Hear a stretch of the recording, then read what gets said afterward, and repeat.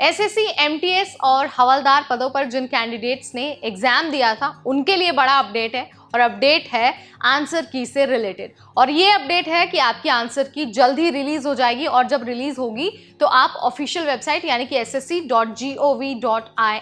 यहाँ पर जाकर उसे एक्सेस कर पाएंगे, और साथ ही आपको ऑब्जेक्शन रेज करने का भी मौका मिलेगा। आपको बता देते हैं कि 14 नवंबर तक एसएससी एमटीएस का एग्जाम हुआ था, और इस एग्जाम के जरिए करीब 10,000 पदों को भरा जाना है। सो अगर आप भी सीबीटी यानी कि कंप्यूटर बेस्ड टेस्ट का हिस्सा थे तो आपके लिए अपडेट बड़ा है। चलिए आपको इस वीडियो के जरिए समझा देते हैं कि आपको कितनी फीस देनी होगी ऑब्जेक्शन रेज करने की, और साथ ही ये भी बता देते हैं कि आप कैसे अपनी आंसर की चेक कर पाएंगे और उसे डाउनलोड कर पाएंगे। नमस्कार, मैं हूं नेहा आपके साथ, और आप देख रहे हैं एनबीटी टेक एड।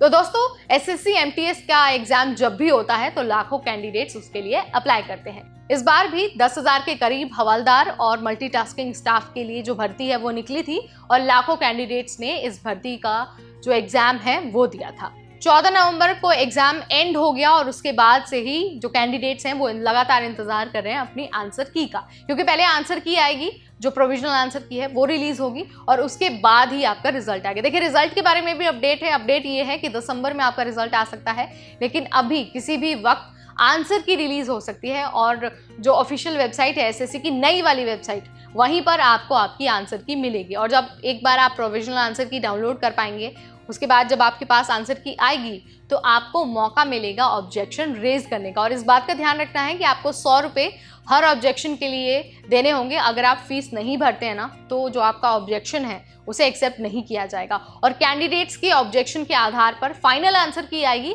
और उसके बाद ही रिजल्ट की घोषणा होगी। सो इस बात का ध्यान रखना है, आपको लगातार ऑफिशियल वेबसाइट पर विजिट करते रहना है ताकि कोई भी अपडेट आपसे ना छूटे। एक बार आपको याद दिला देती हूँ कि आपकी आंसर की कैसे मिलेगी और उसे आपको डाउनलोड कैसे करना है। तो सबसे पहले आपको ऑफिशियल वेबसाइट पर जाना होगा, एसएससी वाली जो मैंने आपको बताई है, स्क्रीन पर भी आपको यहाँ पर दिख रहा होगा, यहाँ पर जाना है। उसके बाद वेबसाइट के होम पेज पर जब आप जाएंगे ना, तो आपको आंसर की का लिंक दिखाई देगा।